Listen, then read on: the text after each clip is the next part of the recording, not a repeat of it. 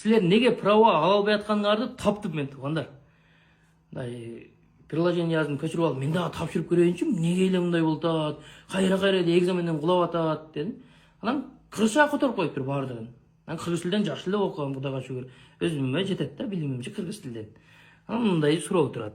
Белгилеп кетип атсам мына. Жүк ташуучу унааны айдаганда кесилиште кайсы багытта жолду? Деп турат да.